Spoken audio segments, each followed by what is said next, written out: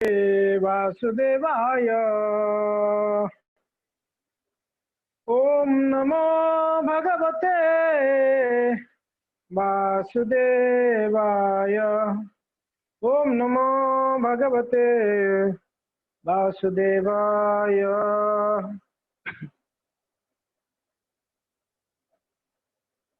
हरे कृष्णा।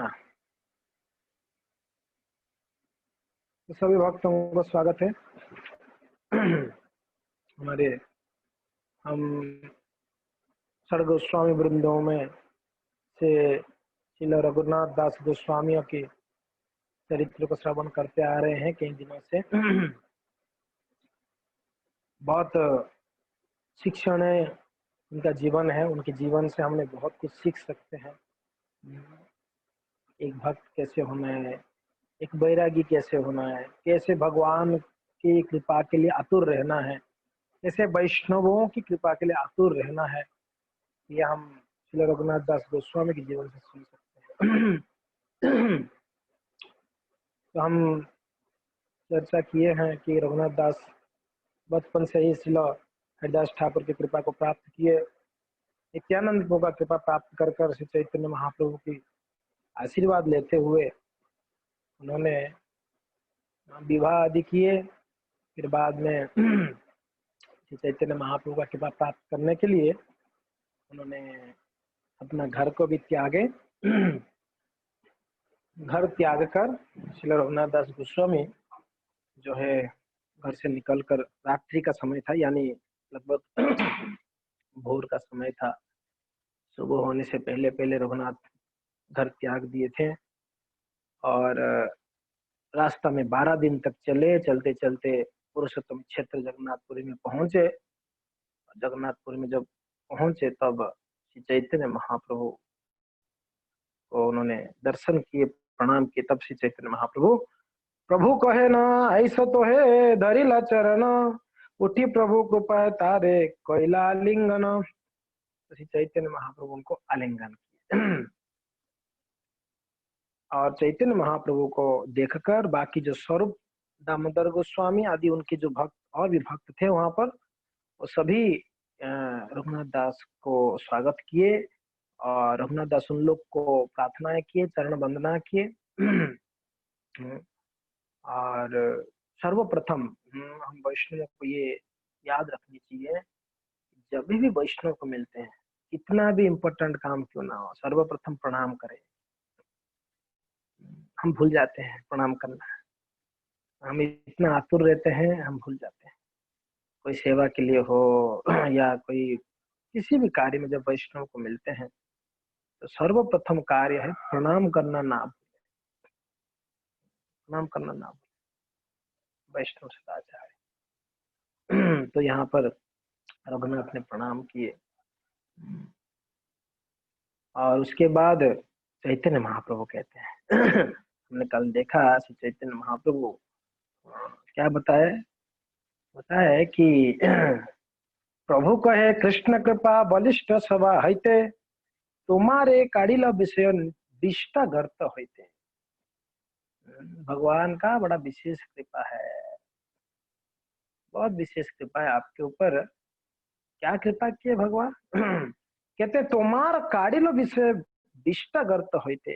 आपको भगवान ने कृपा करके एक मल की गड्ढे से, ये विषय रूपी मल की गड्ढे से आपको निकाल दिया। महाप्रभु रघुनाथ को बोलते ये भगवान का कृपा है। प्रेम भक्ति चंद्रिका में नरोत्तम दास ठाकुर लिखते हैं, विषय गरल माया ताके मन सुख छाया, सेई ना सुख दुख करी मान, गोविंद विषय रास संग कर तार देश, प्रेमे भक्ति सत्य करी जानी। प्रेम भक्ति चंद्रिका में बताया गया है। विषय गरल माया और ताके मन सुख छाया। और से ना सुख दुख करिमान। ये जो विषय है ना, ये कैसा है, ये लग तो रहा है सुख जैसा, मगर इसको क्या सोचो, दुख करी मानो, इसको दुख करके मानो। विषय भोग से बचना बहुत मुश्किल है, क्योंकि हम उसको सुख मान लिए हैं, इसलिए उससे बच नहीं पाते हैं। विषया विनिवर्तन्ते निराहारस्य देयिनम्। ये विषय बड़ा खतरनाक है। तो उसको कैसे कैसे माने, तो कहते हैं कि से ना सुख, अरे वो सुख नहीं है, वो दुख करी मानो। आद्यंतवंत कौन्तेय न तेषु रमते बुधः, न तेषु रमते बुधः। भगवान क्या कहते हैं, भगवान कहते हैं जो शारीरिक सुख है वो कैसा है, आद्यंतवंत कौन्तेय, है कुंती पुत्र, ये भौतिक सुख किस प्रकार से है, आदि होते होते उसका अंत भी हो जाता है, आद्यंतवंत कौन्तेय। और बोले हे अर्जुन, बुद्धिमान लोग इसमें कभी रमते नहीं है, यानी मूर्ख लोग ही जो विषय वासना में पड़े रहते हैं, बुद्धिमान कभी इसमें नहीं फंसते। आद्यंतवंत कौन्तेय न तेषु रमते बुधः, बुद्धिमान लोग इसमें नहीं रमते हैं। धन विषय नहीं है, देखिए धन विषय नहीं है, धन के प्रति आसक्ति विषय हमने कल बताए थे। स्त्री विषय नहीं है, स्त्री के प्रति आसक्ति विषय है। इसलिए तो चैतन्य महाप्रभु क्या बोल के भेजे रघुनाथ को, यथा योग्य भुंज अनासक्त होइया, यथा योग्य भुंज विषय अनासक्त होइया।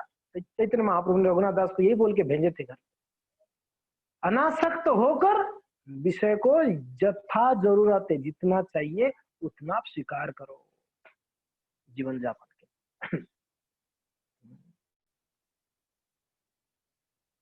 तो विषय के प्रति आसक्ति, यानी धन के प्रति, वस्तु के प्रति, स्त्री के प्रति आसक्ति वो विषय है। अब देखिए शास्त्र में बताया गया है कि शब्दाभीर पंचर एव पंच पंचत्वम अपुस्व गुण बद्ध, और कुरंग मातंग पतंग में भृंग नरह पंचवीर अचित्य कीम। एक श्लोक आता है, कहते हैं कि 5 ज्ञानेंद्रिय है हमारा, ठीक है, क्या क्या है ज्ञानेंद्रिय हमारा 5, चक्षु आंख, कर्ण, कान, जिह्वा, ठीक है ना, नासिका, जिह्वा यानी जीभ, नासिका यानी नाक, और त्वचा, त्वचा स्किन, ये 5 हमारे ज्ञानेंद्रिय है। ये 5 ज्ञानेंद्रियों का 5 विषय है, ये 5 ज्ञानेंद्रियों का 5 विषय है। चक्षु आंख के लिए विषय क्या है, रूप, सुंदर रूप देखना चाहता है, ये विषय है।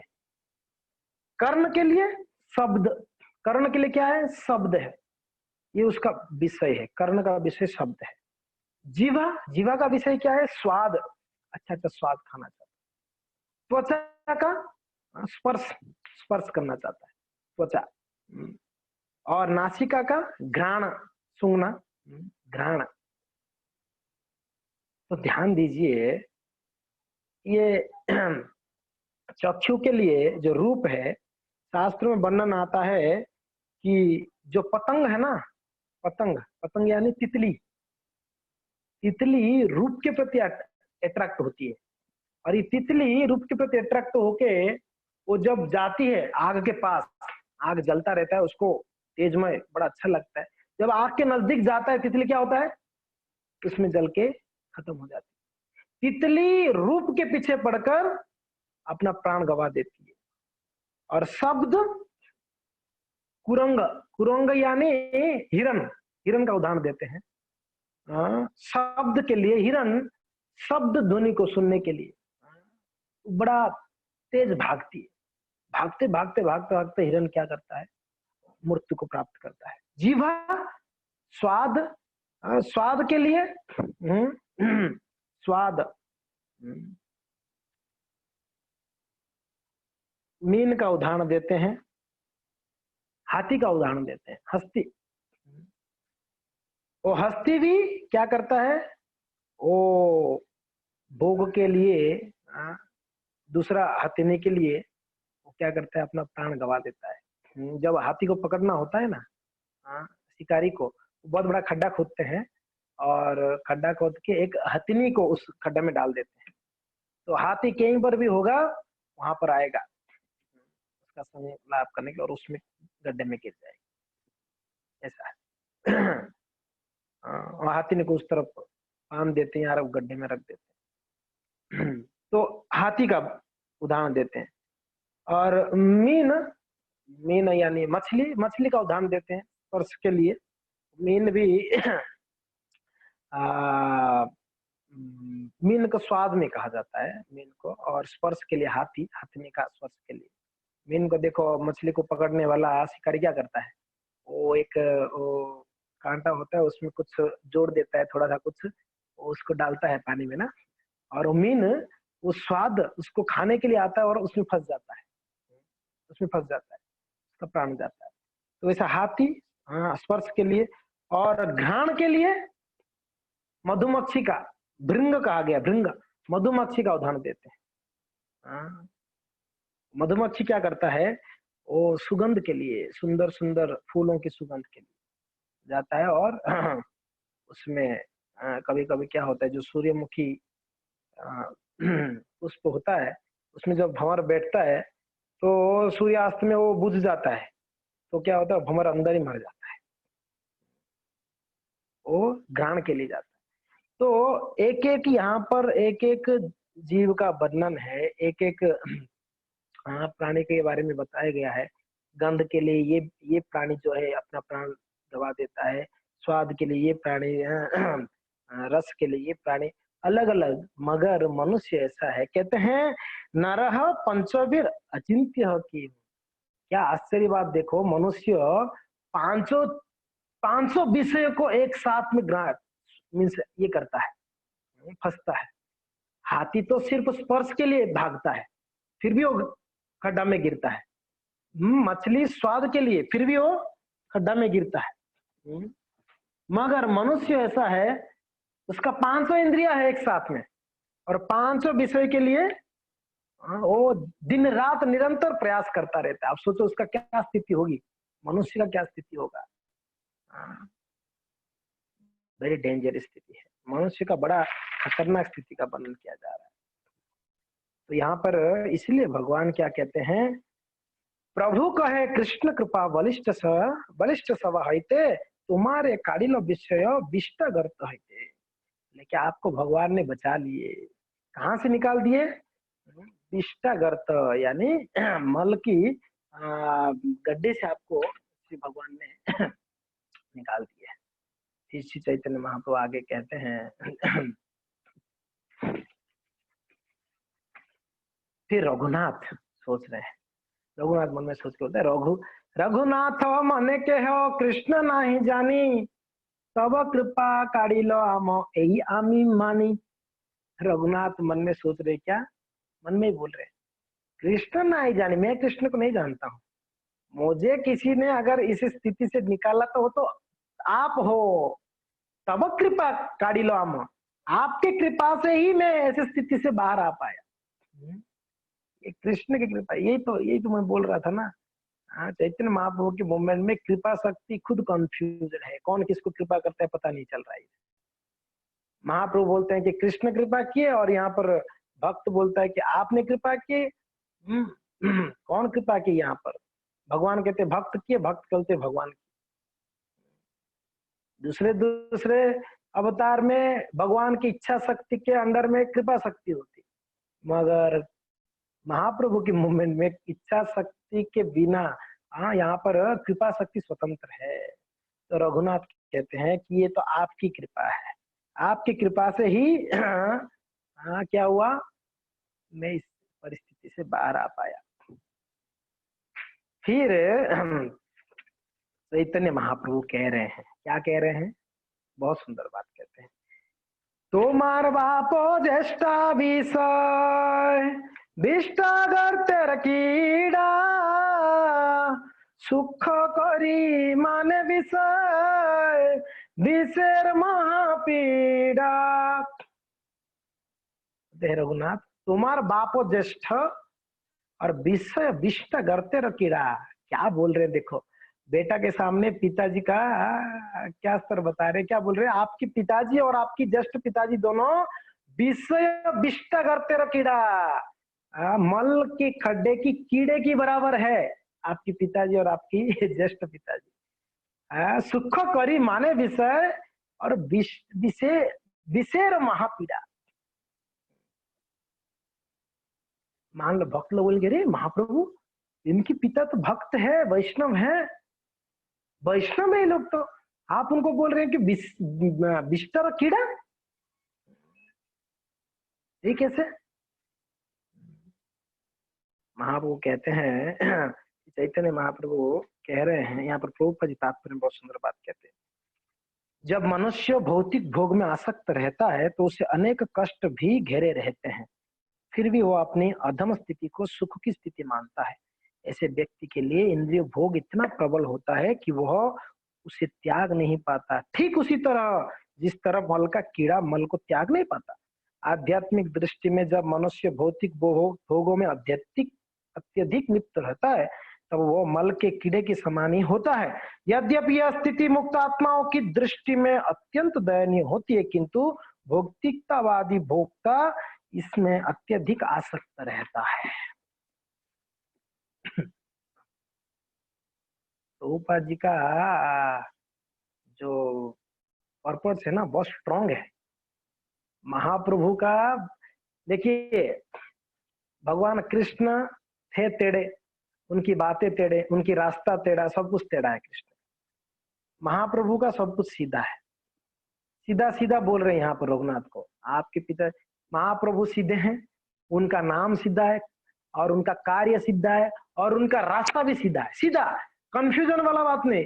कृष्ण भगवत गीता में सब छोड़ के आओ मेरा शरण लो, ये वो बहुत हंगामा किए हैं। कभी बोलते छोड़ के आओ, कभी बोलते ये करो, कभी वो, तो अर्जुन भी तो कंफ्यूज हो गए थे।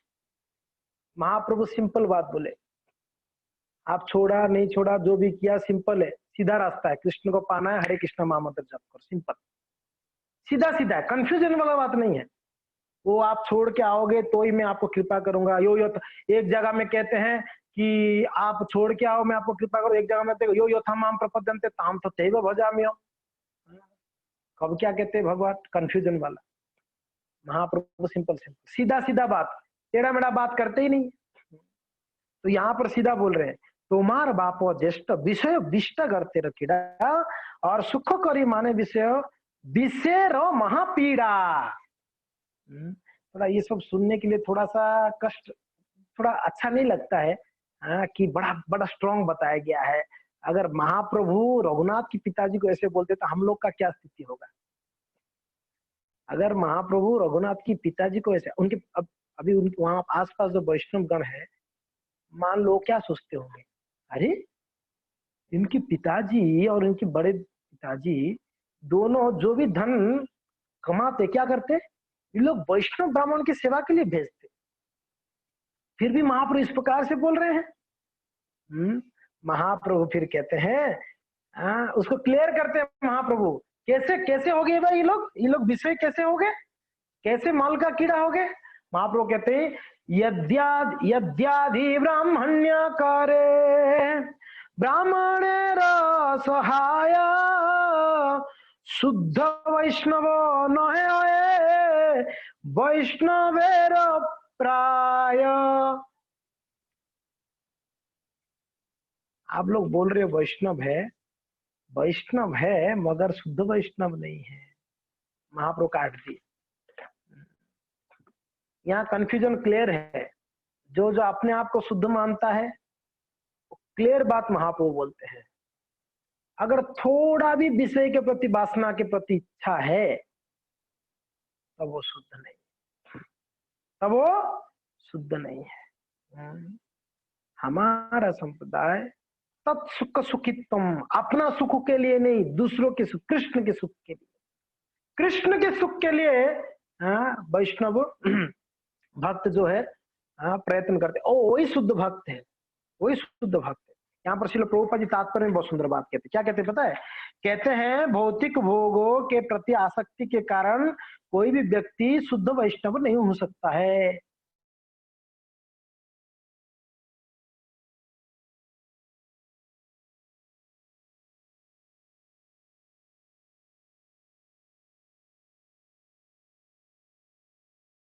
शुद्ध वैष्णव में भौतिक भोगों की इच्छा नहीं रहती। और क्या कहते हैं, शुद्ध वैष्णव की एक मूलभूत योग्यता है, मूलभूत योग्यता है, बेसिक क्वालिफिकेशन। इंग्लिश में कहते हैं प्रभुपाद जी बेसिक क्वालिफिकेशन है। एक शुद्ध भक्त का बेसिक क्वालिफिकेशन क्या है? वो भौतिक भोगों के प्रति निरासक्त रहता है। एक शुद्ध भक्त का बेसिक क्वालिफिकेशन कहा गया है, मूलभूत योग्यता। प्रभुपाद जी एक लाइन में काट दिए, शुद्ध भक्त कौन है, शुद्ध वैष्णव कौन है। दुस्संग क्या है? हम सोचते हैं असत्संग त्यागो ये वैष्णव आचार है ना, असत्संग को त्यागना ही वैष्णव आचार। असत्संग क्या है? दुस्संग के लिए कहा गया है कि कैटव आत्म वंचन कृष्ण कृष्ण भक्ति बिना अन्य कामना, कृष्ण कृष्ण भक्ति बिना अन्य कामना, उसको कहते हैं दुस्संग। हम सोचते हैं दुस्संग यानी किसी से मिलना नहीं है, भौतिकतावादियों से मिलना नहीं, ये असत्संग हो सकता है। असत्संग के बारे में चैतन्य चरितमानंद में क्या कहते हैं? कृष्ण कृष्ण भक्ति बिना अन्य कामना, ये सारा दुस्संग है, असत्संग है। दो प्रकार के असत्संग, एक स्थूल असत्संग और एक सूक्ष्म असत्संग।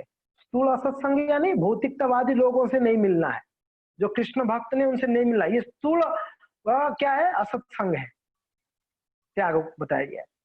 सूक्ष्म असत्संग क्या त्यागना है? कृष्ण कृष्ण भक्ति बिना इच्छा,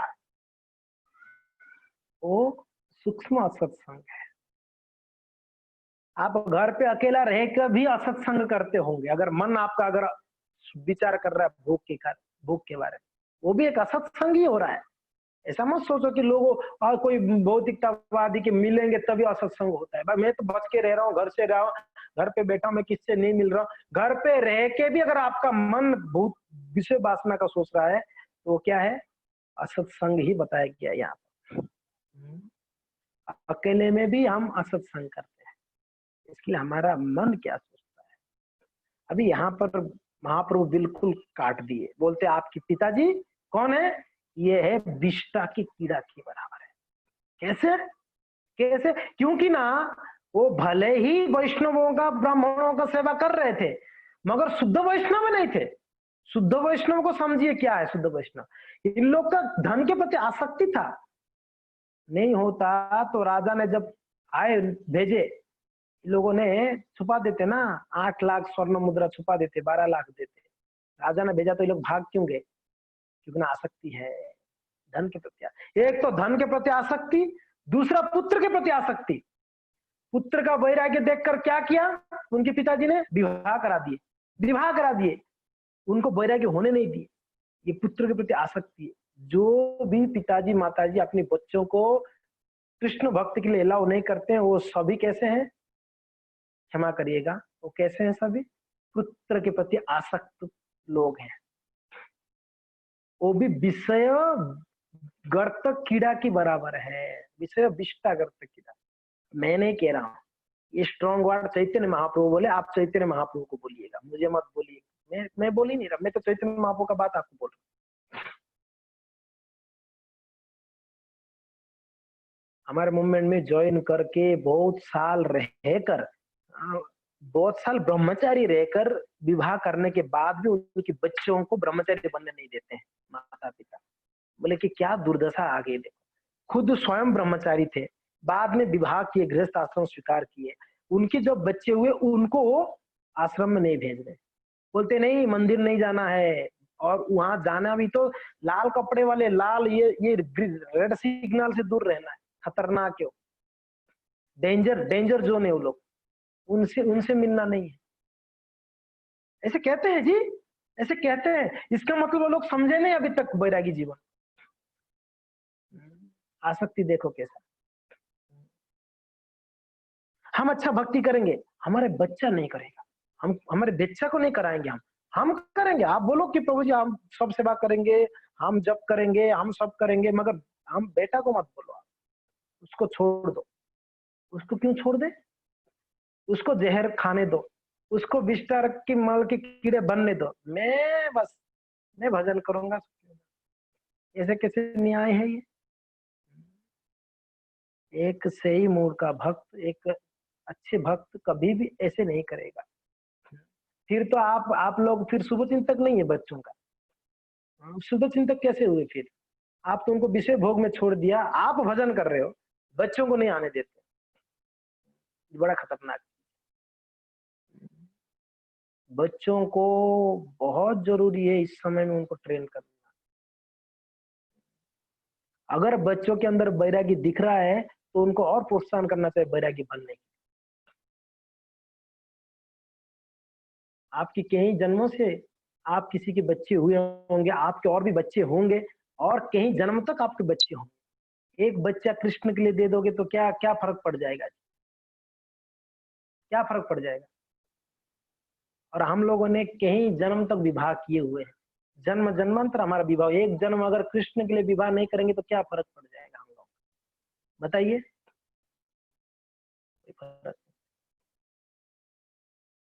बूढ़ा हो गया, अपंग हो गया, कोई काम का नहीं, प्रभु जी मेरा लड़का अभी कोई काम का नहीं है, आप मेरा और में था एक व्यक्ति आया था, लेकिन हमारा लड़का को ज्वाइन कराना है। बोले कि हाँ बड़े बहुत अच्छा विचार है आपका। बोले कि मैंने पूछा कि कोई प्रॉब्लम तो नहीं है? बोले कोई प्रॉब्लम नहीं, थोड़ा मेंटली थोड़ा प्रॉब्लम है, बाकी तो सब ठीक है सर। मीन्स कोई काम का नहीं है, समाज के लिए घर के लिए कोई कुछ कर नहीं सकता, इसलिए मंदिर में डाल दो, साधु बना दो। ऐसा वो क्या काम करेगा भगवान के पास आके? वो तो भार बन के मंदिर में बैठेगा दूसरों के लिए। इसलिए कहते हैं ना, भगवान को अर्पण करना है तो एक सुंदर फूल, जो खिला हुआ फूल है उनको अर्पण करो। जो फूल ऑलरेडी मुरझा गया है, जो फूल ऑलरेडी सड़ गया, उसको कृष्ण को कैसे अर्पण करो? बच्चा यंग है, जवान है, तब कृष्ण को अर्पण करो।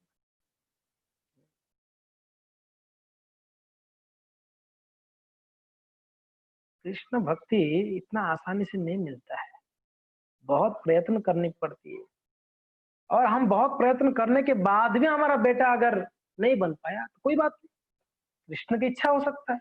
हमने प्रयास ही नहीं किया बचपन से ही हमारे बच्चा को गुरुकुल में डालना, बच्चा को शिक्षा देना, हमने प्रयास ही नहीं किया, तो फिर हम आगे जाके रोएंगे किसके पास? रोगे आप, रोगे तो भी कौन सुनेगा?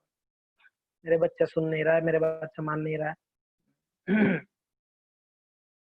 यहाँ पर इस बात को भगवान कहते हैं।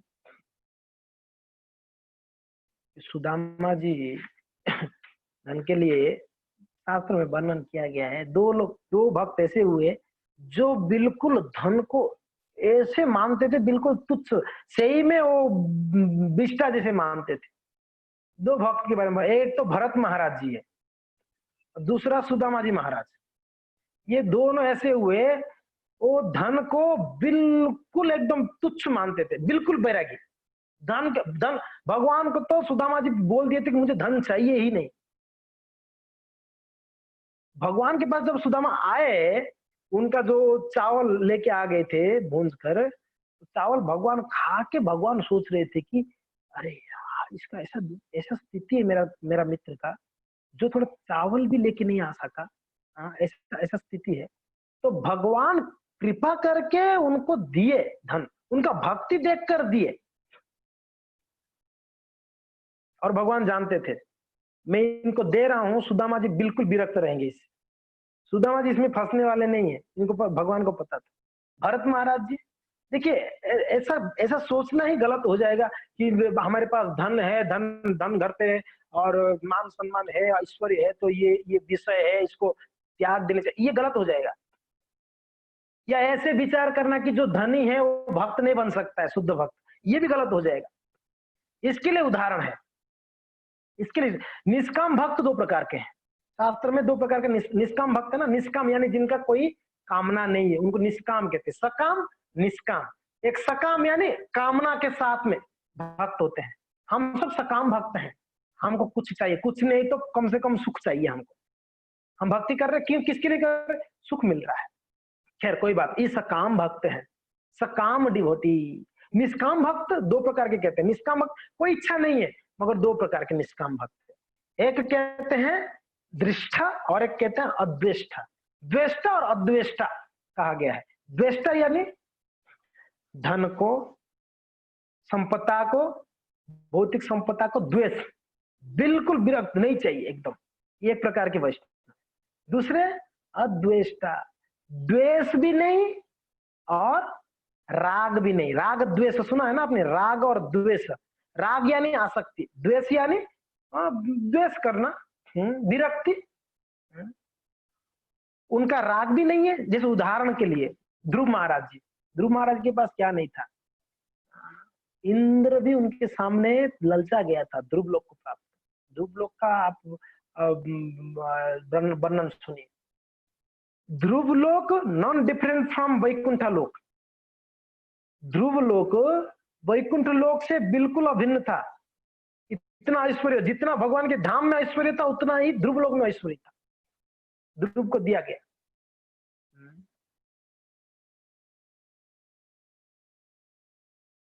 और प्रहलाद जी के पास कितना था, पूरा ऐश्वर्य होगा, मगर ये अद्वेष्टित है। धन होने पर भी कोई आसक्ति भी नहीं, कोई उसमें द्वेष भी नहीं था। धन को ये माया है, द्वेष भी नहीं था। बस धन है। धन देखो, ये धन कहाँ का है, प्रकृति का है, भौतिक संसार का ही है ना। धन संपत्ति जो भी वस्तु, धन कोई वस्तु है या स्त्री है, जो भी है, ये संसार का है ना। तो रहने दो अपनी जगह पे, आपको क्या करना है, अपनी जगह पे रहे। अगर हो सके तो श्री कृष्ण की सेवा में लगाओ, नहीं हो सके तो छोड़ दो, अपना अपना शांति से रहो, भजन करो। आसक्त होना भी खतरा है, द्वेष करना भी, वो हमसे तो होगा ही नहीं। ये चीज द्वेष करना तो हमसे होगा ही नहीं, ये तो भूल जाओ आप। कितना लोग है धन को द्वेष करने वाले हैं। पैसा आते बोले नहीं नहीं चाहिए, ये माया है, ले जाओ यहाँ से। ऐसा कितना लोग है द्वेष करने वाले, बहुत मुश्किल है।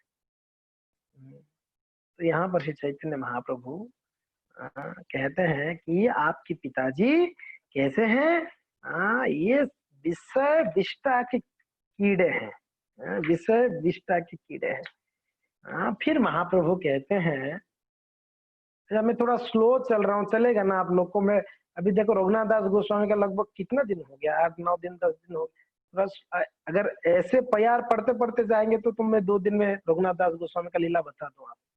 मगर मैं एक एक प्यार को थोड़ा सा थोड़ा डीपली जा रहा हूँ, तो चलेगा ना आप लोगों को, कोई दिक्कत नहीं है ना, कोई प्रॉब्लम।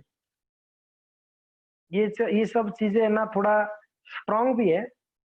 और दूसरी बात है, ये जो शिक्षाएं हैं हम यहाँ पर ले रहे हैं, शिक्षाएं तो पद की पर्पट से हैं, महाप्रभु की प्यारों से हैं, और कृष्णदास कविराज गोस्वामी की वाणी है यहाँ पर।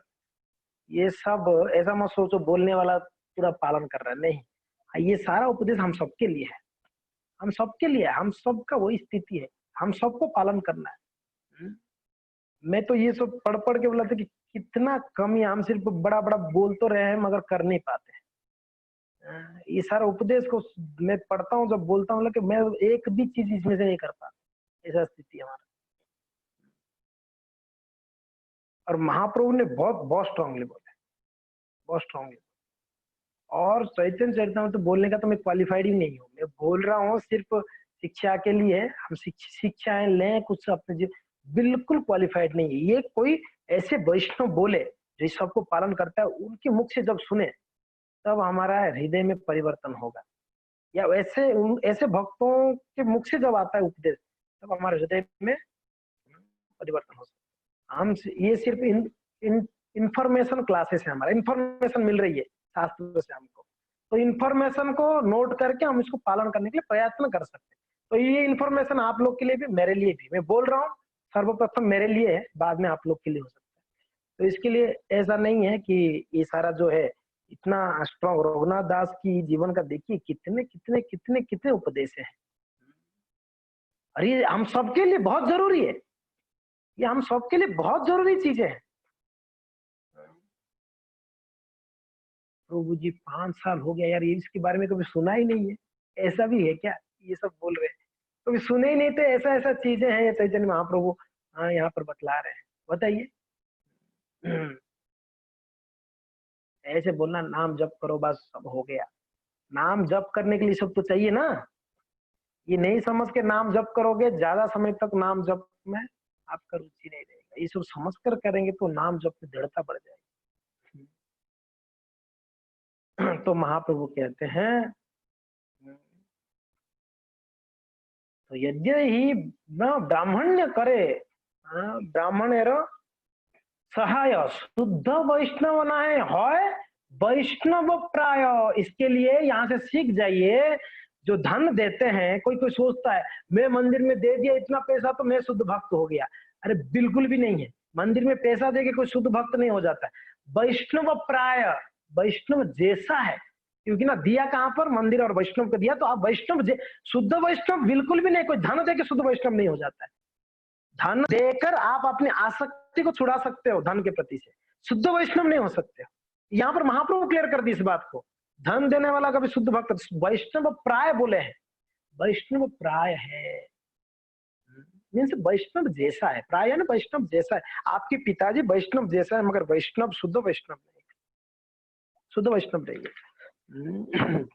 उसके बाद कहते हैं तथापि विषय स्वभाव करे महांध,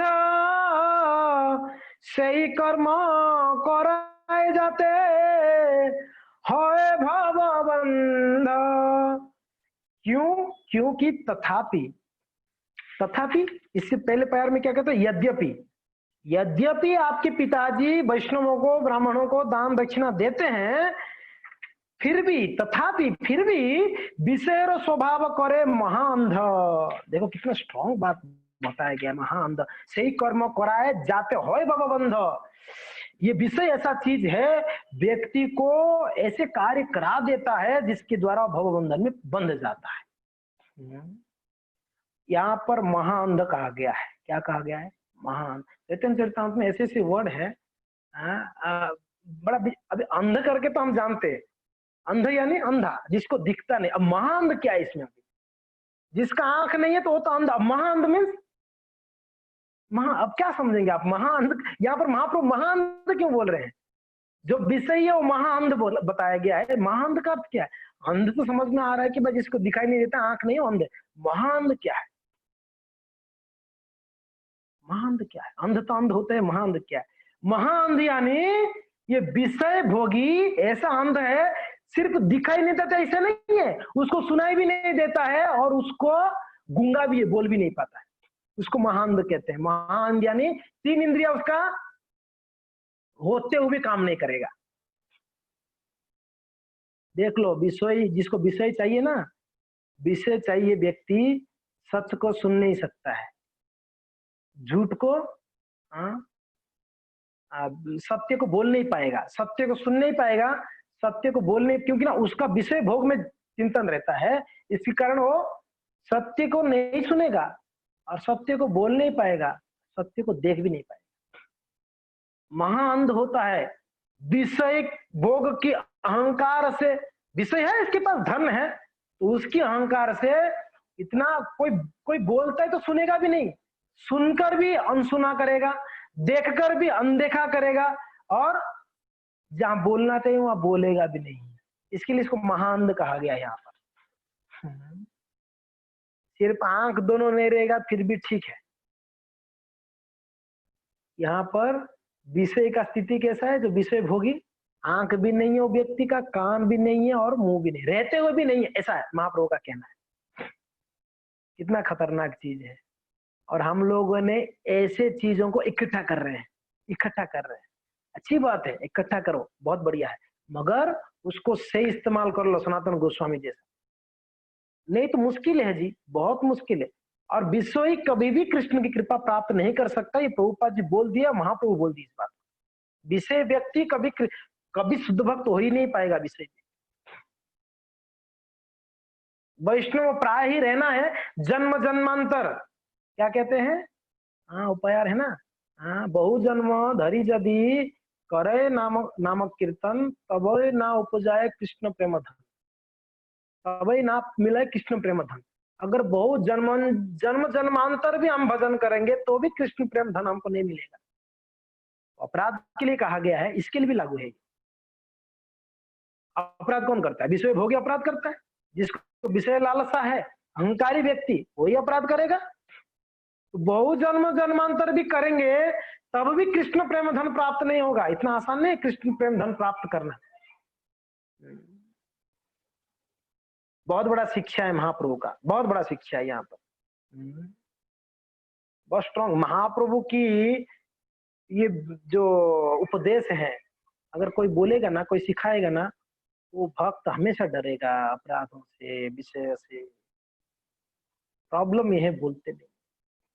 आप देखो, अभी समय के अनुसार भी बोलना होती है। भक्ति सिद्धांत सरस्वती ठाकुर, आप देख लो, भक्ति सिद्धांत सरस्वती ठाकुर जब थे, भक्ति सिद्धांत सरस्वती ठाकुर देखे कि लोग क्या कमेंट कर रहे थे। ये भक्ति का जो ये है ना, ये तत्व ज्यादा कुछ हैवी नहीं है। क्यों? क्योंकि गौर किशोर दास बाबू जी महाराज आदि को देख के लोग कमेंट करते, भिखारी लोग के ही लोग, भिखारी, ये भक्ति भिखारी लोगों के लिए। क्या सोचे? ये भक्ति भिखारी लोगों के लिए, लोगों के मन में ऐसी धारणा था।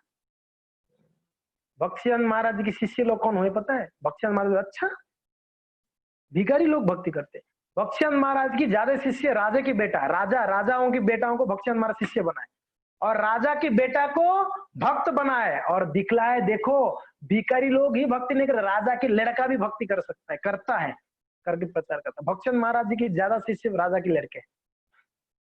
उस समय राजा का ये चलता था, अंग्रेज लोग की जमाना है उसमें। राजा प्रभुपाद जब आए, प्रभुपाद जी देखे लोगों के मन में क्या धारणा है। लोगों के मन में धारणा था कि ये जो भक्ति है, और ये भक्ति भी कौन कर सकते हैं? वो हाई स्टैंडर्ड के लोग कर सकते हैं भक्ति, हमारे बस की बात नहीं है। लोग सोचने लगे भारत में हम नहीं कर सकते ये चीज, ये कोई वो महान व्यक्ति कर सकता है भक्ति। प्रभुपाद जी ने भिखारी लोग को भक्त बनाया। प्रभुपाद जी ने क्या किए? भिखारी लोगों को भक्त बना दिया, बताया कि कोई भी व्यक्ति कर सकता है। देखो, एक निर्धन व्यक्ति भी भक्ति कर सकता है। और प्रभुपाद जी बोले इस बात को, हमारी संस्था में खास करके सन्यासी ब्रह्मचारी हमेशा टिप टप रहना चाहिए। टिप टप समझ रहे हैं? समझ में आ रहा है? एकदम साधु में जैसा नहीं, मेला कुचेला कपड़ा, फटा हुआ कपड़ा पहनकर, हाँ एकदम जूता टूट गया होगा, ऐसे साधु नहीं है। हमारे साधु को देखकर लोग तरसने चाहिए, हमको भी साधु बननी है करके। युग के अनुसार, समय के अनुसार आचार्य लोग सारी चीजों को चेंज करते हैं। प्रभुपाद जी ने ऐसे किए। इसके लिए हमारे इस्कॉन, इसके तो लोग चिढ़ते हैं, आप इस्कॉन वालों के पास बहुत पैसा है, इतना बड़े बड़े गाड़ियों में घूमते हैं, साधु लोग होके, ब्रह्मचारी लोग होके आईफोन्स यूज करते हैं, गाड़ियों में घूमते हैं, लैपटॉप से बड़ा ऐश्वर्य है। प्रभुपाद जी बोले हमेशा टिप-टप रहे साधु। लोग देख के तरस है कि भाई ऐसा नहीं है कि भजन करने वाला भिखारी रहता है, भजन करने वाले ये सारा प्राप्त होती है इनको। और फिर भी वैष्णव कैसे है? वो वैष्णव जानता है, उसको कोई आसक्ति नहीं उसके प्रति, लोग तरस जाते हैं समय के अनुसार। मगर चैतन्य महाप्रभु का वाणी बहुत स्ट्रॉन्ग है, वेरी स्ट्रॉन्ग। आचार्य लोग समय, अभी भक्तिचंद महाराज के समय पर उनका क्या नियम था? 64 माला जप का नियम था। प्रभुपाद जी देखिए हो नहीं पाएगा 64 माला। भक्तिचंद महाराज जी बहुत स्ट्रॉन्ग थे, 64 माला नियम एकदम पक्का। प्रभुपाद जी देखिए 64 माला तो इनकी नानी याद आ जाएगी, ये लोग नहीं कर पाएंगे, इनकी बस की बात नहीं। प्रभुपाद जी उसको आचार्य है, और आचार्य जो जो नियम बनाते हैं भगवान उस नियम को स्वीकार करते हैं। यानी भगवान की प्रेरणा से वो व्यक्ति, वो भक्त, वो वैष्णव जो है नियम बनाते हैं। शास्त्र में नियम है संख्या पूर्वक नाम गान, संख्या पूर्वक नाम करना है। और हमारे आज परंपरा में आने के कारण भक्तिचंद महाराज ने 64 राउंड्स का नियम बनाया, मगर प्रभुपाद जी देखिए 64 राउंड्स नहीं कर पाए, मुश्किल है। इसके लिए प्रभुपाद जी ने वो कितना कम कर दिया, आप सोचो, 64 कहाँ और 16 कहाँ? 16 की चौगुना है ना, 4 गुना 64 होता है। अब प्रभुपाद जी ने 16 कर दिए। अब ये 16 भी कितना हम घिसते रहते हैं दिन भर, देखो 16 माला के लिए भी घिसड़ घिसड़ कर रात 12 बज जाता है, फिर भी उसमें से एक आधा माला बचा ही रहता है, हरे राम चलता रहता है। और कभी बोले सो जाओ तो प्रभु जी माला बाकी, कितना माला? 4 माला भी, 4 माला अभी तक क्यों बाकी हुआ नहीं? अब बताओ, 12 रात को 11 बजे तक हम लोग माला करते हैं, नियम है, करना है। अच्छा है, कम से कम भक्त इतने सीरियस है कि रात 12 भी बज जाए, 1 भी बज जाए, मैं जब करूंगा, कर रहे हैं, ये सीरियसनेस छूट गया। तो आचार्य समय के अनुसार नियमों को क्या करते हैं, थोड़ा कम ज्यादा करते हैं आचार्य। हम नहीं कर सकते। प्रभुपाद जी 16 के ना 8 चल जाएगा, हम नहीं कर सकते, आचार्य कर सकते। आचार्य नियमों को थोड़ा बहुत कॉम्प्रोमाइज कर सकते हैं, हम नहीं कर सकते। और वही भगवान का इच्छा है, वही भगवान का इच्छा। अगर श्री चैतन्य महाप्रभु का आदेश उपदेश बहुत स्ट्रॉन्ग है। तो यहाँ पर और हमारा फिलोसफी क्या है, इस्कॉन का फिलोसफी हाई फिलोसफी। लोग कमेंट्री अभी भी करते, ओह ये एक आया इस्कॉन वाला, चाय भी नहीं पीना है, कहाँ लिखा हुआ है चाय नहीं पीना, कहाँ बताया गया कॉफी नहीं पीना, और कांदा लहसुन डॉक्टर बोलते हैं लहसुन खाने के लिए। ये लोग ये एक आए बड़े बोलने वाले, कांदा लहसुन मत खाओ। फिलोसफी हाई स्टैंडर्ड फिलोसफी, शास्त्रों के अनुसार फिलोसफी हमारा फिलोसफी को काट नहीं सकता है। बुद्धिमान लोग समझते हैं इस बात को, ऐसा नहीं है, सब मूर्ख नहीं है संसार में, बुद्धिमान लोग भी है। मैं आपको बता दूं, हमारे साउथ में हमारे कुछ भक्त लोग बस पार्टी में गए थे, साउथ में कर्नाटका में कहीं पर है। हम भक्त लोग एक जगह में कथा हो रही थी, श्री संप्रदाय का एक वैष्णव है, कथा करते तो हजारों लोग आते उनकी कथा में, हजारों लोग श्री संप्रदाय के कोई वैष्णव। तो ये लोग बस अरे इतना लोग आते हैं, तो वो सुबह 7 बजे कथा करेंगे। क्या टाइमिंग है? 7 बजे, फिर भी 1000 लोग आएंगे। मीन्स उनकी प्रवचन में इतना ये था। श्री वैष्णव थे, वो सांप्रदायिक वैष्णव है। तो हमारे वैष्णव लोग बस पार्टी वहां ले चले गए, बाहर बस पार्टी लगाया, और किताबों का, हम जानते हैं प्रभुपाद की किताबों को वहां पर टेबल पे रख के वैष्णव लोग बैठ के, तो कथा खत्म हुआ, लोग सब कथा के बाद कुछ किताब वगैरह लेके सब लोग गए। लेने के बाद महाराज जी सबको मिलते हुए लास्ट में आए, उनके साथ में उनका कुछ शिष्य लोग थे। महाराज जी वो श्री संप्रदाय के सन्यासी थे। जब वहां से गुजर रहे थे तो उस समय लोग सब चले गए थे, टाइम भी हो गया था, महाराज जी थोड़ा लेट से सब करके निकले 1 घंटे के बाद। तब तक हमारे वैष्णव लोग नॉर्मल, कोई गामछा पहन, अभी ब्रह्मचारी लोग है, अगर कोई गामछा पहन के झाड़ू कर रहा था, बस को ही साफ कर रहा था, कोई बर्तन धो रहे थे बस में। हमारा इस्कॉन का कोई बस देखा आपने, संकीर्तन बस देखिए आप, वो बस है ना, वो बस एक घर लगेगा वहां सोने के लिए, बस में एसी भी है, किचन भी है, टॉयलेट बाथरूम भी रहता है उस बस में, एवरीथिंग सेटअप है एकदम। हमारे संकीर्तन बसेस ऐसे ऐसे बनते हैं इस्कॉन। तो कोई वैष्णव कुकिंग कर रहे थे, कोई बर्तन को धो रहे थे, हाँ बाहर ही धो रहे थे, कोई बस को साफ सफाई कर रहा था, कोई बस को पोछ रहा था, कोई गामछा में था, कोई ऐसे ही एक ये डाल के। तो ये सन्यासी हम उनके शिष्यों के साथ जा रहे थे, उनके साथ में लगभग कई सारे शिष्य थे, 20-25 लोग। और वहां रुक गए देखकर, बस पार्टी को देख के रुक गए, नजदीक आए, उनके शिष्य लोग भी साथ में आए। फिर पूछे आप लोग इस्कॉन के हैं? बोले कि हाँ इस्कॉन के महाराज। तब वो महाराज जी उनके शिष्यों को बोल रहे हैं, भक्ति सीखना है ना, इन लोग से सीखना चाहिए भक्ति। उन्होंने उनके शिष्यों को बोले, कौन बोल रहे हैं? वो सन्यासी जो प्रवचन देते हैं तो हजारों लोग बैठ के सुनते हैं श्री संप्रदाय के, वो क्या बोल रहे हैं? भक्ति सीखना है ना, ये इस्कॉन के ये वैष्णवों से सीखना चाहिए भक्ति क्या है। उनकी शिष्यों को बोलना, एक गुरु दूसरा संप्रदाय के बारे में ग्लोरिफिकेशन उनके शिष्यों को करना, ये इस्कॉन है। बोले कि देख रहे हो आप लोग उनका भक्ति, ऐसे हमारा कभी नहीं होगा। ये लोग सब बोले कि ये लोग ना कोई सामान्य लोग नहीं है, इंजीनियरिंग वगैरह करके आते हैं, ये लोग ब्रह्मचारी बनते हैं। और कैसे देखो, कोई गामछा पहनकर बर्तन साफ कर रहा है, कोई बस को पोछ रहा है, और कोई कुकिंग कर रहा है, ये शुद्ध भक्ति। और ये भी बोले यही शुद्ध भक्ति ये लोग जो कर रहे हैं, हम लोग ढोंग कर रहे हैं, ये लोग शुद्ध भक्ति कर रहे हैं, ऐसे बोले। इस्कॉन का फिलोसॉफी, हाई फिलोसॉफी बुद्धिमान लोग जानते हैं। और उन्होंने बोला कि मैंने प्रभुपाद जी की कई किताब पढ़ा और मैं अच्छे से जानता इस्कॉन को। वो सन्यासी बोले, कौन सी संप्रदाय के सन्यासी बोल रहे कि मैंने प्रभुपाद जी की कई किताबें पढ़ा। और फिर बोले कि मुझे किताब दिखाइए, आप कोई नया किताब आया है क्या। फिर उन्होंने किताब देखे, 2-3 किताब लिए, बोले कि ये मेरे पास नहीं है, बाकी प्रभुपाद जी का सारा किताब मेरे पास है। आप देखो प्रभुपाद जी किताब, ये ना प्रभुपाद जी ने किताबों में ऐसा रचना की, प्रभुपाद जी ने ऐसा उनका कमेंट्री है, एक बच्चा पढ़ के तो भी समझ जाएगा। आप चिल्ड्रंस प्रोग्राम करते हो, प्रभुपाद जी की किताबों को पढ़ाओ, चिल्ड्रंस प्रोग्राम में उनके पर्पट समझ जाएंगे। आप इंजीनियर लोगों को पढ़ाना चाहते हो, प्रभुपाद जी का पर्पट पढ़ाओ। आप डॉक्टर लोगों को प्रीचिंग करना चाहते हो, प्रभुपाद जी का पर्पट पढ़ाओ।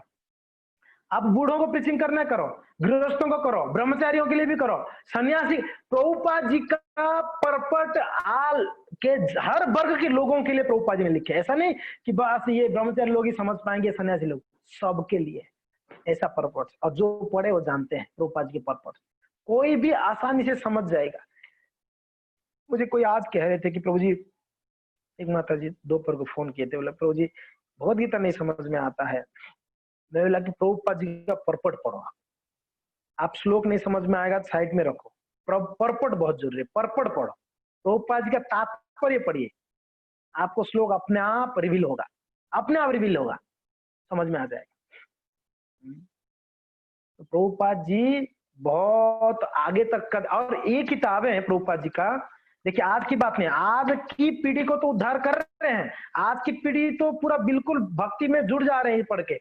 आगे 10,000 प्रभुपाद जी ने बोले हैं, मेरा ये किताबें आगे 10,000 साल तक चलेंगे, और 10,000 साल तक इस संसार के लोगों को सही मार्ग दिखाएगा। प्रभुपाद जी बोल के गए इस बात को, 10,000 साल तक ये किताबें लोगों को मार्गदर्शन करेगा भक्ति के लिए। जो प्रभुपाद जी का फिलोसॉफी जान गया वो इधर उधर फंसेगा नहीं, फालतू चीजों नहीं फंसेगा, वो समझ गया है भक्ति क्या है। हमारे भक्तों को कोई धन का लोभ दे तो भी फंसने वाले नहीं, कोई स्त्री का लोभ दे तो भी फंसने वाले, कोई मान सम्मान का लोभ दे तो भी नहीं फंसेंगे। वो समझ गए हैं, फिलोसॉफी को समझ गए हमारे भक्त। प्रभुपाद जी का पर्पट बहुत स्ट्रांग है।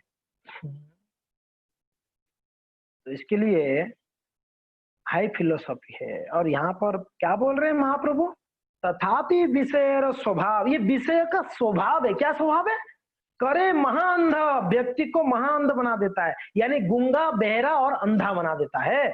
सही कर्म कराए जाते होय बाबा बंद। और ऐसा व्यक्ति कहाँ गिरता है, जिसको दिखता नहीं, अगर कम से कम दिखता नहीं, सुनाई भी देता होगा ना, समझ जाएगा कि आगे रोड है, सुनाई दे रहा है गाड़ियों का आवाज। जिसको दिखता नहीं, सुनाई भी नहीं दे रहा है, तो भी किसी को मुंह में पूछ सकता है कि भैया उस तरफ जाने के लिए क्या रास्ता है, कोई उसको इशारा से कुछ तो लिख के बता देगा। जो व्यक्ति देख नहीं पाता है, सुन नहीं पाता है, बोल भी नहीं पाता, उसका क्या स्थिति होगा आप सोच सकते हैं। वो खड्डे में ही गिरेगा, और कोई उपाय नहीं है उसको, क्योंकि वो देख नहीं पाता है, बोल नहीं पाता है, सुन नहीं पाता है। और कौन सी खड्डे में गिरेगा, भवबंधन, भवसागर के खड्डे में गिरेगा। कौन व्यक्ति, जो विषय भोग में ज्यादा लालसा है। इसके लिए इस बात को सुनना बहुत सरल है, बोलना भी बहुत सरल है, मगर इस सब को जीवन में उतारना ये कठिनाति कठिन है। क्या के कठिनाति कठिन में बोल रहा हूं, आप बहुत मुश्किल है, मगर हमको इसको दिमाग में रखना चाहिए। मुझे एक दिन विरक्ति होनी है, विरक्ति होनी है। निष्काम यानी कोई काम ना, कोई काम नहीं। प्रभुपाद जी बहुत सुंदर बात कहते हैं, ध्यान से सुनिए। प्रभुपाद जी के पर्पट्स में इसलिए बोल रहा हूँ कि बहुत सुंदर सुंदर प्रभुपाद जी पर्पट लिखे हैं। भगवत गीता में स्पष्ट कहा गया है, यज्ञार्थम कर्मण अन्यर्थम लोकोयम कर्म बंधन। यदि कोई शुद्ध भक्त की तरह कर्म नहीं करता तो वह जो भी कर्म करेगा उसके कर्म बंधन का फल उत्पन्न होगा। अगर शुद्ध भक्त की तरह कर्म नहीं करेंगे, यानी शुद्ध भक्त कैसे कर्म करते हैं, निरासक्त होकर हर एक चीज को कृष्ण की सेवा में लगता है। अगर ऐसे नहीं करेंगे तो कर्म उत्पन्न होगा। और भागवत में कहा गया, न्यूनम प्रमत्त कुरुते भी कर्म यदिंद्रिय प्रीत्यमाप्नुनोति न साधु मन्ये तो यतो आत्मा। इस श्लोक आपको शेयर करता हूं मैं। न्यूनम प्रमत्त कुरुते विकर्म यदिन्द्रिय प्रीतम आप्नुनोति न साधु मन्ये यत आत्मनोयम असन्नपि क्लेश सदा स देह। इंद्रियों भोग के कार्यों में बुरी तरह लगा हुआ भौतिकतावादी व्यक्ति यह नहीं जान पाता है कि वह अपने आप को जन्म मृत्यु के चक्कर में फंसा रहा है और उसका यह क्षणिक शरीर क्लेशों से भरा है। विषयी व्यक्ति सदैव जन्म मृत्यु के चक्र में फंसा रहता है। ऐसा व्यक्ति यह नहीं जान सकता है कि भक्ति कैसे की जाए, इसलिए वह कर्मी, ज्ञानी, योगी अन्य रूप में अपनी इच्छा अनुसार कर्म करता है, किंतु वह यह नहीं जान सकता है कि कर्म, ज्ञान तथा योग के कार्यकलाप उसे जन्म मृत्यु के चक्कर में बंधने वाला है। क्या बोल रहे हैं? कर्मी, ज्ञानी, योगी ये सभी कर्म बंधन से बंधेंगे इस संसार में, मुक्ति नहीं किसी का। सिर्फ कृष्ण भक्त ही जो निष्काम कहा गया है। कृष्ण भक्त निष्काम, अतएव शांति प्राप्ति करेगा भगवान। कृष्ण भक्त तो ये महाहंद कहा गया है, महाहंद। ओके, तो आगे कहते हैं श्री केनो विषय होइते हेनो विषय होइते कृष्ण उद्धारिल तोमा कहनो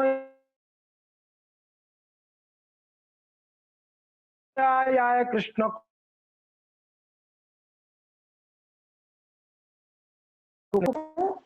क्योंकि आप विषय से बिल्कुल निरासक्त थे। रघुनाथ को बोल रहे हैं, महाप्रभु इस बात को बोल रहे हैं कि हे रघुनाथ, आप विषय से निरासक्त थे, इसलिए कृष्ण आपको कृपा की। इसका अर्थ यह है, कृष्ण की कृपा प्राप्त करना है तो विषय भोग से दूर होना पड़ेगा। और भी आप ऐसे समझ सकते हो, कृष्ण की कृपा कितना मेरे ऊपर है। कुछ लोग पूछते मेरे ऊपर कृष्ण की कृपा है कि नहीं।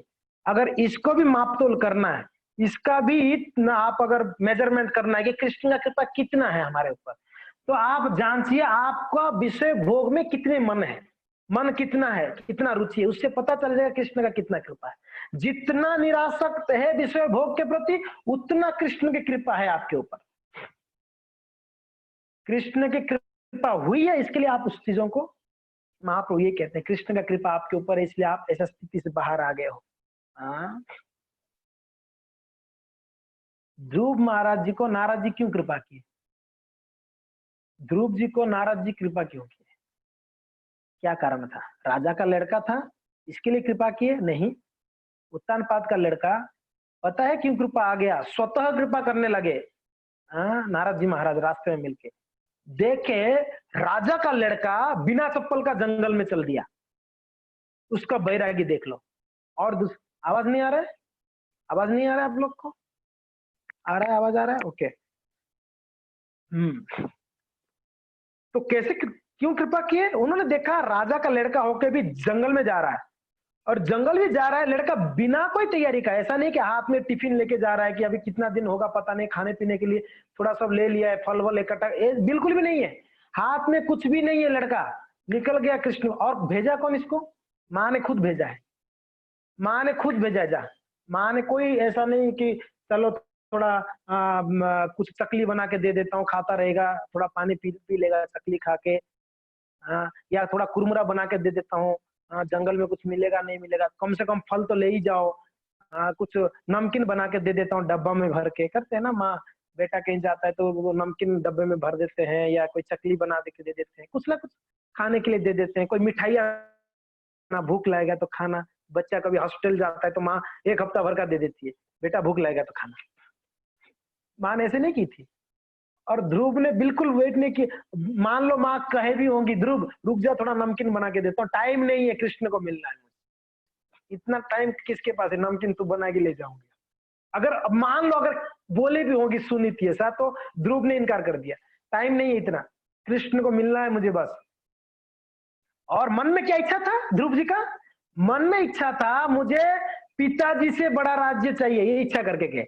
यानी कौन सी गुण में अधीन थे ध्रुव जी? ध्यान दीजिए, ध्रुव जी रजगुण के अधीन में जा रहे थे, कृष्ण को प्राप्त करने जा रहे हैं मगर रजगुण के अधीन में। मुझे चाहिए कुछ, चाहिए मीन्स रजोगुण है, प्राप्त करने का इच्छा रजोगुण है। नहीं चाहिए, कुछ नहीं चाहिए, ये सत्वगुण है। प्राप्त करके भोग करना है, ये तमोगुण है। समझ में आ रहा है? प्राप्त करना ये रजगुण है, प्राप्त करके भोग करना ये तमोगुण है, प्राप्त चाहिए ही नहीं ये सत्वगुण है। विरक्ति सत्वगुण का, सत्वगुण में विरक्ति उत्पन्न होती है, रजोगुण तमोगुण में विरक्ति नहीं होती। तो ध्रुव जी जा रहे थे बैरागी, मीन्स बिल्कुल कुछ नहीं लिए, हाथ में कुछ नहीं है, फूटी कौड़ी, फिर भी रजोगुण में जा रहे थे। नारद जी देखे, अरे लड़का तो बड़ा निष्ठा से जा रहा है भगवान को प्राप्त करने। नारद जी बोले, बेटा कहाँ जा रहा है तू? हाँ, भगवान को मिलना। अरे बेटा, ये उम्र में कोई भगवान को मिलने जाता है? चल चल चल मेरे साथ चल, मैं वही जा रहा हूँ तेरे पिताजी के तेरे राज्य में जा, चल चल चल। ये समय खेलने कूदने का समय, ये क्या तू जंगल जाने को निकल गया है? ध्रुव जी कहते हैं, महाराज अगर कृष्ण को प्राप्ति करने का कोई मार्ग पता है, उपाय पता है तो बोलो, नहीं तो एक काम करो, आप अपने रास्ते पकड़ो, मैं मेरा रास्ता में जा रहा हूँ, मुझे आप डिस्टर्ब मत करो, मेरा पथ पथभ्रष्ट मत करो मुझे। तब नारद जी बोले कि डेडिकेशन बहुत है लड़का का। कोई भी व्यक्ति किसी भी चीज में सफलता प्राप्त करनी तो डेडिकेशन चाहिए जी, बिना डेडिकेशन का कुछ नहीं प्राप्त हो गया। हमने हमेशा कहते हैं, उत्साह निश्चय धैर्य बहुत चाहिए, खूब उत्साह चाहिए कुछ प्राप्त करनी है तो। धन भी कमानी है तो उत्साह के बिना धन कैसे कमाओगे? हंगामा बहुत करते हैं हम, उत्साह के साथ करते हैं ना, ऐसा नहीं अरे पता नहीं मिलेगा नहीं मिलेगा धन, नहीं मैं बिजनेस ही नहीं करूंगा। अरे उत्साह से करोगे तो मिलेगा उत्साह। और उत्साही व्यक्ति सिर्फ उत्साह रहने से नहीं काम चलेगा, खूब उत्साह दिखा रहा है मगर दृढ़ता नहीं है, निश्चय नहीं है। उत्साह व्यक्ति निश्चय चाहिए, उत्साह निश्चयात धैर्य। अभी उत्साह तो खूब है और निश्चय भी कर लिया मुझे ये बिजनेस करना है। हाँ?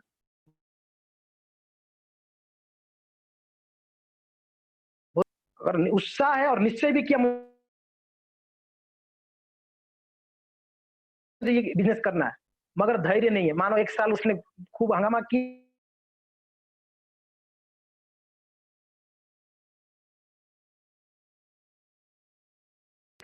मैं छोड़ देता हूँ, दूसरा कुछ करना है, उसको फल नहीं मिलेगा। और व्यक्ति का धैर्य भी चाहिए, चलो कोई बात नहीं, इस साल अगर फेल हुआ तो वापस प्रयास करूंगा।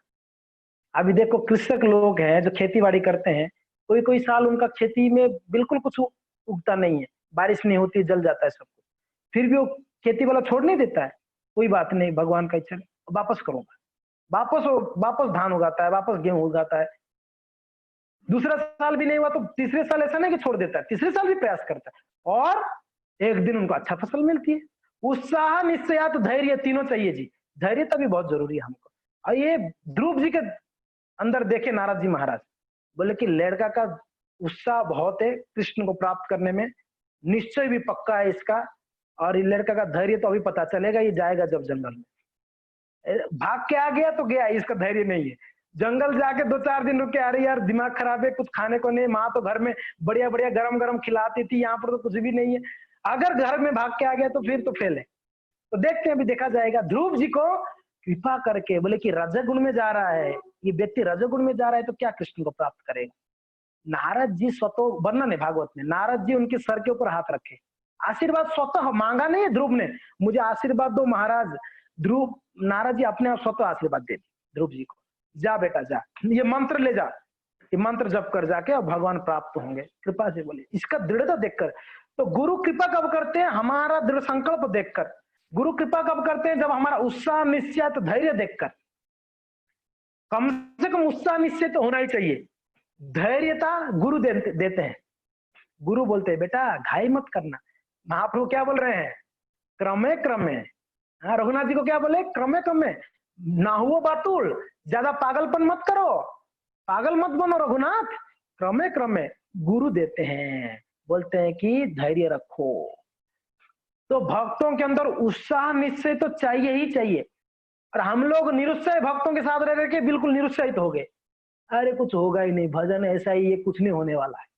ऐसे लोगों से आप मिल रहे हो जो बोलता है अरे ये सब फालतू है, हरे कृष्णा में कुछ नहीं है।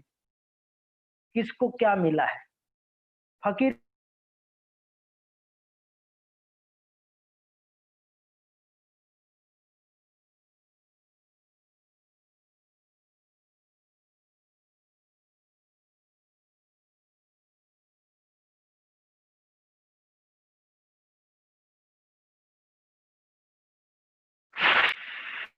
हरे कृष्ण, हरे कृष्ण, हरे कृष्ण।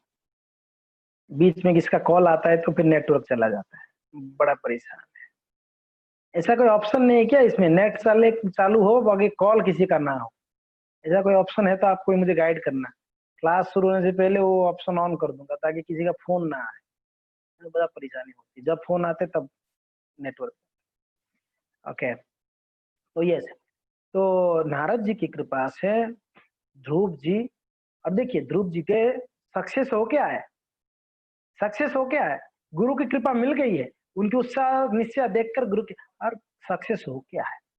यहाँ पर महाप्रभु इसी बात को कहते हैं, क्या कह रहे हैं? कहते हैं कि हाँ, है ना विषय हईते कृष्ण उद्धारिलो तोमा, कहनो या कृष्ण कृपार महिमा। इसके लिए भगवान ने आपको विशेष कृपा करके निकाल दी, क्योंकि ना आपका बचपन से ही एक उत्साह था कृष्ण को प्राप्त करने के लिए, आपका निश्चय भी था। इसके लिए है ना कृष्ण कृपा है, कृष्ण की कृपा आपके ऊपर। कृष्ण की कृपा प्राप्त करने के लिए हमारा प्रयास जरूरी है। कृष्ण प्रयास को देखते हैं फिर कृपा करते हैं, इसलिए प्रयास बहुत जरूरी है। तो खैर उसके आगे महाप्रभु कहते हैं, थोड़ा ध्यान दीजिएगा। रघुनाथेर क्षीणता मलिन देखिया स्वरूपेर कहे न प्रभु कृपार्थ चित्त हो या। अभी देख लीजिए, इससे भी पता चलता है रघुनाथेर क्षीणता मलिनता देखिया स्वरूपेर कहे न प्रभु कृपार्थ चित्त होया। रघुनाथ को कैसे देखे? बिल्कुल कपड़ा मेला हो गया, 12 दिन तक कहाँ इन्होंने कोई कपड़ा वपड़ा साफ किए, उनको सर्फ एक्सल मिल गया, रिन मिल गया, साफ करके सुखाए थे। उनका उनको बस मिलना था महाप्रभु को, इसके लिए उनके कपड़े भी मलिनता थी, ठीक नहीं? और उनका स्थिति कैसा था, खाए नहीं थे 12 दिन तक, 3 दिन तो खाए थे 12 दिन में, हालत भी बड़ा खराब था, बिल्कुल दुबले पतले थे। दो चीजें, उनकी क्षीणता यानी बड़े पतले हो गए थे, उनका मलिनता। मलिनता यानी कृष्ण को प्राप्त करने के लिए इतना आतुर थे कि वो कपड़े भी गंदे हो गए ये भी ध्यान नहीं रहा, इतना आतुरता। ये स्थिति पता नहीं हम लोग का कब आएगा, कृष्ण को प्राप्त करने, उनकी कृपा का प्राप्त करने, ऐसा स्थिति। टाइम, हम लोग टाइम वेस्ट तो इतना करते हैं पूछो मत, टाइम को तो पानी जैसा बहा देते हैं हम लोग, पानी जैसा बहा देते हैं। कोई कोई बोलते हम क्या कर रहे हो जी? टाइम पास कर रहा हूँ। टाइम पास हम कर रहे हैं कि टाइम हमको पास करके जा रहा है? मूर्खता होगा अगर कोई टाइम पास कर रहा हूं करके बोलेगा। टाइम पास हम नहीं कर रहे, टाइम हमको पास कर करके जा रहा है। एक एक घड़ी बहुत महत्वपूर्ण है, एक एक मिनट बहुत महत्वपूर्ण है हमारे लिए। कोई अच्छा बिजनेसमैन है, आप देखो टाइम का वेस्ट नहीं करता है, उसका एकदम पक्का शेड्यूल होता है 24 घंटे का, कौन सी समय खाएगा, कौन सा समय किससे बात करेगा, क्या कहाँ पर कब अपॉइंटमेंट है, वर्कर लोग से कब मिलेगा, बिल्कुल उसका शेड्यूल एकदम टाइट रहता है। वो व्यक्ति सक्सेसफुल बिजनेसमैन है जो अपना शेड्यूल को पक्का रखा है। टाइम पास करने वाला कभी भी अच्छा बिजनेसमैन ना हो, पता है ना अच्छा भक्त भी हो पाएगा। ये भक्ति मार्ग भी ऐसा है, आप यहाँ पर टाइम पास ये, हाँ चल रहा है, भजन कर रहा है, टाइम पास चल रहा है। कोई कोई तो ऐसे बोल भी देते हैं, हाँ कर रहे हैं टाइम पास, हो जाता है, जब हो जाता है। ये टाइम पास थोड़ी कर रहे हैं हम लोग जी, हम लोग बहुत बड़ा चीज उठा लिया हाथ में करने के लिए, बहुत बड़ा जिम्मेदारी उठा लिया हमने भक्ति। ये टाइम पास थोड़ी है भजन, भजन टाइम पास नहीं है। भजन अगर कोई व्यक्ति टाइम पास के लिए कर रहा है तो आप गलत गलत जगह में आ गए, टाइम पास करने की जगह ये है ही नहीं। संसार में टाइम पास करना है करो, कोई गेम खेल के टाइम पास करो, कोई मूवी देख के लोग टाइम पास करते हैं, कोई हंसी मजाक। ये मार्ग जो है निष्ठावान लोगों के लिए, ये मार्ग है, ये मार्ग जो है सिंसियर लोगों के लिए है, ये मार्ग जो है जो गंभीर लोगों के लिए है, ढीला ढाला लोगों के लिए मार्ग नहीं है।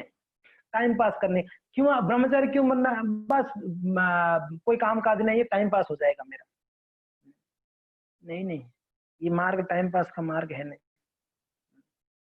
ये सीरियस वाला मार्ग है, भक्ति का मार्ग। तो खैर यहाँ पर क्या कहते हैं कि कह रहे हैं रघुनाथ क्षीणता मलिनता देखिया स्वरूप पर कहे न प्रभु कृपार्थ चित्तो है। उनकी ऐसा स्थिति कैसे हुआ? ऐसा नहीं कि 12 दिन नहीं खाए इसलिए रघुनाथ बड़ा ऐसा स्थिति हो गया। रघुनाथ पहले से घर पे भी जब थे ना तब भी ज्यादा नहीं खाते, थोड़ा बहुत खा लेते बस। वो पहले से ही ऐसा था रघुनाथ का। कोई 12 दिन नहीं खाएगा तो इतना दुबला पत्ता थोड़ी हो जाएगा, पहले से नहीं। और अभी भी कृष्ण की प्राप्त करने के लिए स्थिति और उनका मलिनता देख भगवान क्या करते हैं? कृपार्ध चित्त हो। या भगवान अभी स्वरूप को बोले, स्वरूप दामोदर गोस्वामी को बोले। महाप्रभु का 3.5 लोग 3.5 मुख्य पार्षद है, 3.5 मुख्य पार्षद है। महाप्रभु का 3.5 लोग मुख्य पार्षद है, सबसे प्रिय निकटतम पार्षद है। स्वरूप दामोदर गोस्वामी, राय रामानंद, रामानंद राय, सिखी माइती, तीसरा सिखी माइती, सिखी माइती, सिखी माइती, तीसरा सिखी माइती, ये एक भक्त हुआ। और सिखी माइती का बहन, सिखी माइती का एक बहन थी, स्त्री एक माता जी थी, इसके लिए उनको आधा माना गया माता जी को, 3.5 बोला गया ना। सिखी माइती का बहन, भगिनी, सिखी माइती का महाप्रभु के बहुत नजदीक के में से निकटतम पार्षद है, निकटतम पार्षद।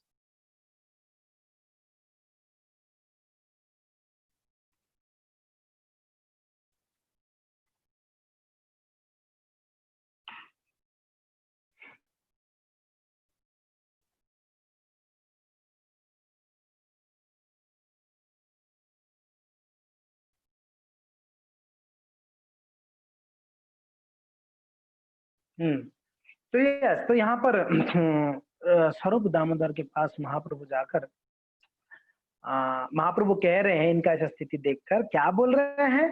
कृपार्ध चित्तो, या बड़ा कृपार्ध यानी कृपा करते हुए, दया करते हुए रघुनाथ के ऊपर। तो इससे पता चलता है महाप्रभु किनके ऊपर कृपा करते हैं? महाप्रभु कृपा उनके ऊपर करते हैं जो प्रयास किया है, जो अपने जीवन में भौतिक भोगों को त्याग किया है। इसलिए प्रभुपाद जी बोल देना, भौतिक भोगी कभी भी शुद्ध भक्त नहीं हो सकता है। यानी भक्ति करने के लिए विरक्ति चाहिए, भक्ति करने के लिए विरक्ति चाहिए। और दूसरी बात है, भक्ति करते करते ही विरक्ति उत्पन्न होती है, भक्ति करते करते ही विरक्ति उत्पन्न होते हैं। तो इसके लिए विरक्ति के लिए प्रयत्न मत करो, भक्ति की मार्ग को अपनाओ, अपने आप विरक्ति हो जाएगी। क्यों? क्योंकि ना ज्ञान और वैराग्य भक्ति की 2 पुत्र हैं जी, वो कहाँ जाएंगे दोनों? ज्ञान वैराग्य कहाँ जाएंगे? माँ को छोड़ के दोनों बच्चे कहाँ जाने वाले हैं? बच्चे होंगे ना छोटे छोटे, वो माँ के आसपास ही रहेंगे। कहीं भी किधर भी घूम भी जाएंगे ना, कहीं मेला में गया और आपके बच्चे घूम गए ना, वो वहां पर कोई अगर चॉकलेट भी दे, आइसक्रीम भी दे, उनको अच्छा नहीं लगेगा। वो मेरे माँ कहाँ है बताओ, माँ को ढूंढ ढूंढ के आएंगे दोनों, है कि नहीं है? एग्जैक्टली वैसा ही है, भक्ति करने वाले के पास ज्ञान वैराग्य अपने आप आएगा। आप बताइए, जब भक्ति के शुरू किए थे कितना आपके अंदर ज्ञान और वैराग्य था?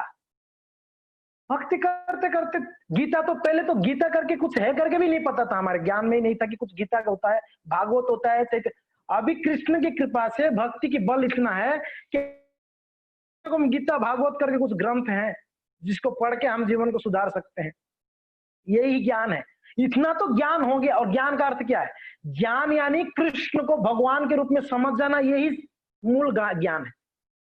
हम आज तक तो ऐसे फेरा में पड़ रहे थे, कोई बाबा को भगवान मान रहे थे, कोई देवी को भगवान मान रहे थे, कोई माता को भगवान मान के बैठे थे, हमारा स्थिति ऐसा था।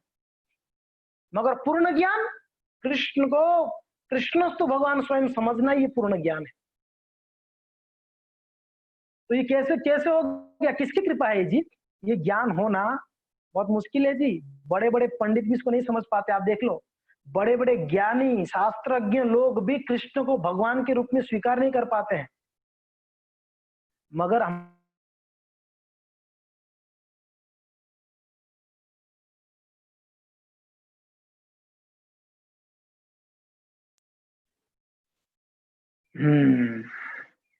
आवाज आ रहा है? हम ये कह रहे थे, हमारे संस्था में देखिए छोटे बच्चे वो भी समझते हैं कि भगवान कौन है। मालती माता जी का एक बेटी थी, सरस्वती। मालती माता जी आप जानते हैं सब लोग, हमारे रसिया ललिता माता जी ने तो मालती माता जी से फोटो खिंचवा के आई है, अमेरिका जब गई थी। मालती माता जी प्रभुपाद जी के शिष्य हैं। श्याम सुंदर प्रभु की पत्नी, श्याम सुंदर प्रभु कौन है? वो भी प्रभुपाद जी की शिष्य है। प्रभुपाद जी ने स्वयं उनका विवाह कराया थे। और वो श्याम सुंदर कौन थे पता है? पहले जगन्नाथ जी का डीटी बनाए थे। और मालती माता जी कौन थी पता है? पहले जगन्नाथ जी को चोरी करके लाए थे इस्कॉन। ये मालती मालती माता जी बड़े प्रभुपाद जी की शिष्य थी। एक बार वो गई थी, इंडियन शॉप में गई थी। अमेरिका में इंडियन शॉप होता है, इंडियन चीजें मिलती है। माता जी गई अंदर, तब तो प्रभुपाद जी ने जगन्नाथ जी का जिक्र नहीं किए थे उनके शिष्यों को कभी भी। पहली बार मालती माता जी उस शॉप के अंदर जाके उनकी नजर पड़ा जगन्नाथ जी के ऊपर। छोटा सा डॉल है, डॉल जैसे तो दिखते हैं जगन्नाथ जी, कैसे दिखते? बच्चों के लिए तो डॉल जैसा ही है। इसलिए बच्चे बड़ा अट्रैक्ट होते हैं जगन्नाथ जी के प्रति। और मीरा रोड में एक बार संध्या का गीता क्लास कुछ चल रहा था, एक बच्चा मीरा रोड के ऑल्टर को कूद के हुए भगवान जगन्नाथ जी के पास चला गया था, छोटा सा बच्चा।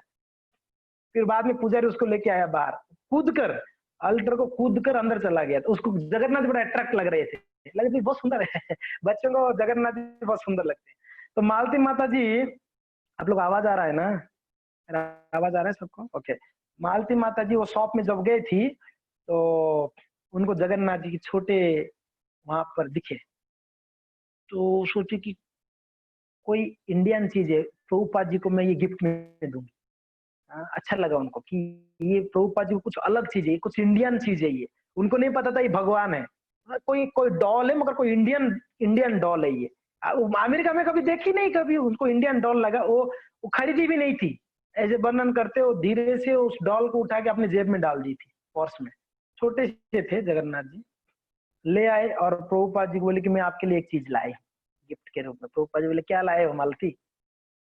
तो मालती निकल के टेबल के ऊपर वो गुड़िया को रखी, डॉल को रखी, जगन्नाथ जी को रखी।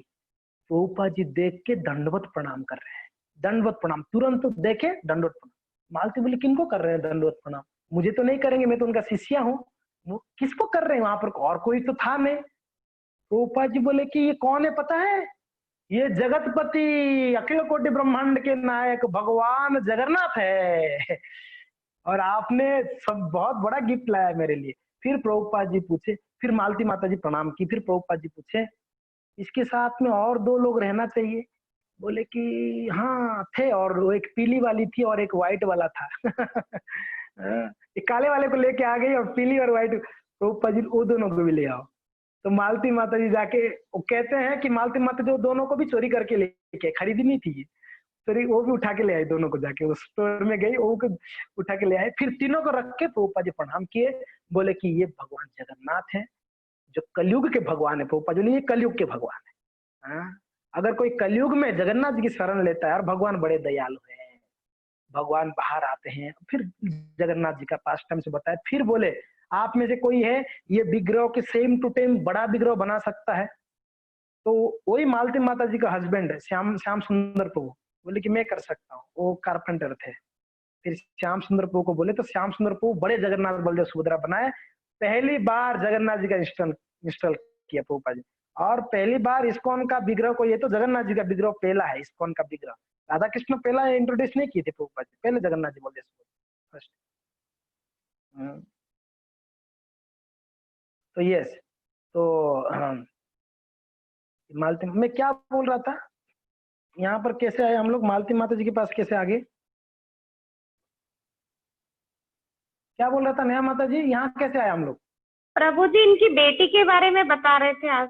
हाँ जी, हाँ जी, हाँ जी, हाँ। Thank you, thank you. मैं प्रथमभ्रष्ट हो जाता हूँ बीच बीच में, क्षमा करिएगा।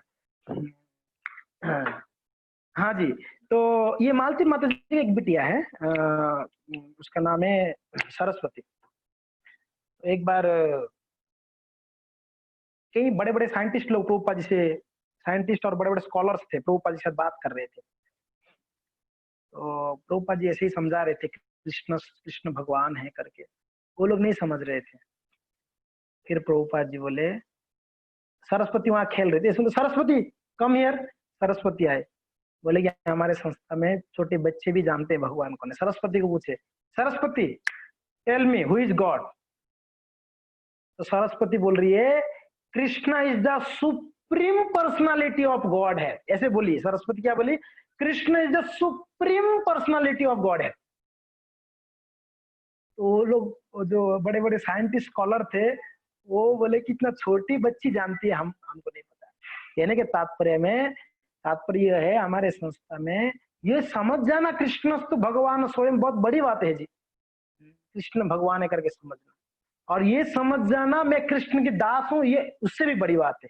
और तीसरी बात है उनकी सेवा करना, ये तीसरा आश्चर्यमय बात है कि ये समझ जाना कृष्ण ही भगवान है। दूसरा ये समझ जाना मैं कृष्ण की दास हूं।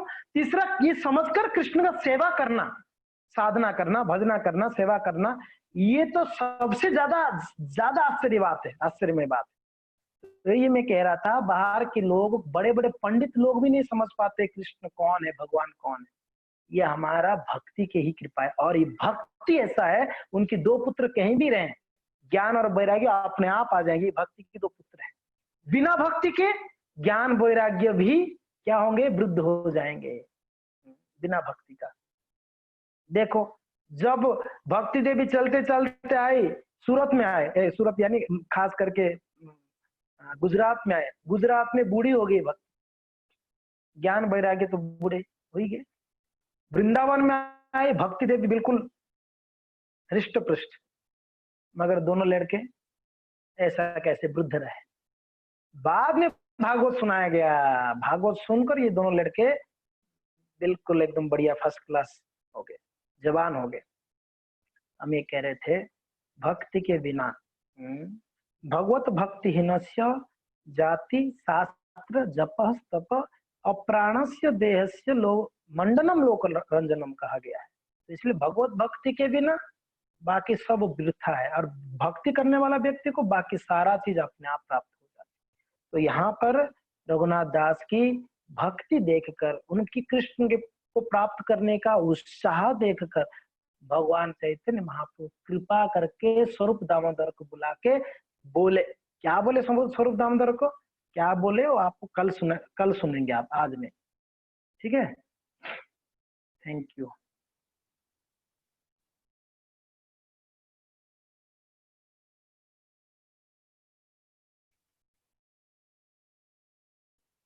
ओके।